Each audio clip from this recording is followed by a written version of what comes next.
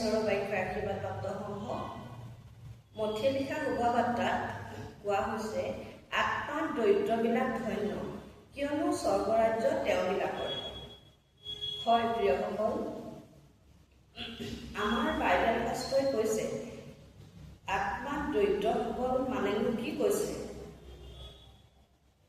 মোৰ ধ্যানৰ দ্বাৰা বুজি পাইছোঁ যে যিসকলে বুজি বিচাৰি আহে ঈশ্বৰলৈ যে তেওঁলোকক ঈশ্বৰৰ প্ৰয়োজন, তেওঁলোক ধন্য।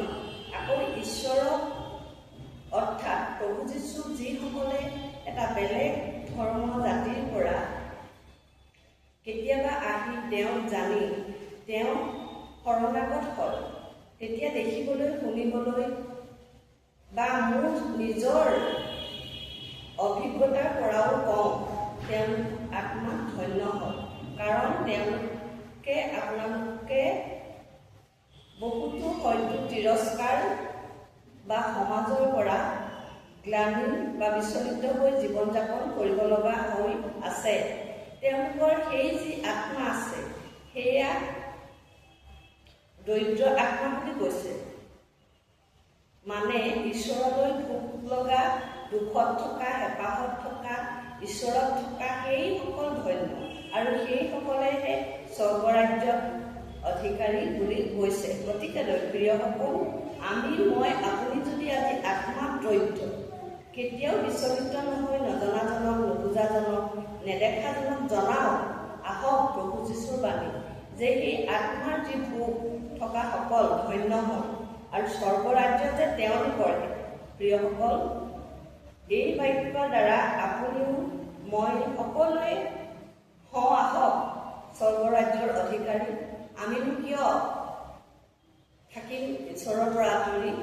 সেয়েহে প্ৰিয়সকল, ঈশ্বৰে যেনেকৈ কৈছে যে আত্মাত দৰিদ্ৰবিলাক ধন্য, আমি সেই ধন্য হ'বলৈ, সেই স্বৰ্গৰাজ্য পাবলৈ আহকচোন তেওঁৰ চৰণলৈ চাপি যাওঁ, পুৱাই তেওঁৰ আশীৰ্বাদেৰে আশীৰ্বাদ প্ৰাপ্ত হওঁ এটি চমু প্ৰাৰ্থনাৰ দ্বাৰা।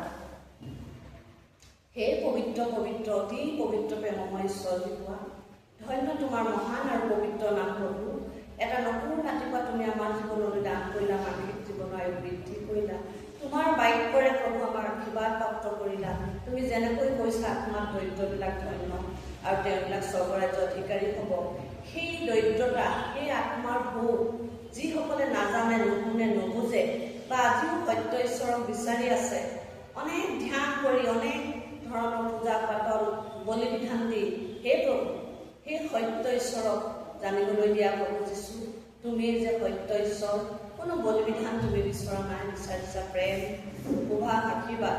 হয় প্ৰভু, সকলোকে মৰম কৰিবলৈ, সকলোকে আদৰ কৰিবলৈ যি তুমি পৃথিৱীলৈ আহিছিলা, যি তোমাৰ বাণী সেয়া জানিবলৈ দিয়া প্ৰভু, মোৰ দৰে এই অভাগিনীক যি তোমাৰ বাক্যৰে এই পুৱাই তোমাৰ চৰণত প্ৰাৰ্থনা ল'বলৈ দিছা, এই প্ৰাৰ্থনাৰ যোগেদি যেন অনেকজনে আত্মাত দৰিদ্ৰ হৈ সেই ভোক লাগি তোমাৰ চৰণলৈ আহিব পাৰে। যি হেৰাই আছে তেওঁলোক, যি কষ্টত আছে সেই কষ্টৰ পৰা যেন ৰক্ষা পাব পাৰে। তুমি আশীৰ্বাদ কৰা, তুমি দয়া কৰা প্ৰভু। আজি সকলোৰে বাবে দিনটো শুভ হওক। যাৰ যি দায়িত্ব আছে সকলোৱে সুন্দৰৰূপে পালন কৰি আগবাঢ়ি যাবলৈ তুমি আশীৰ্বাদ কৰা। ধন্যবাদ এই প্ৰাৰ্থনা, যি যীশু খ্ৰীষ্টৰ নাম। আমেন। Praise the lord.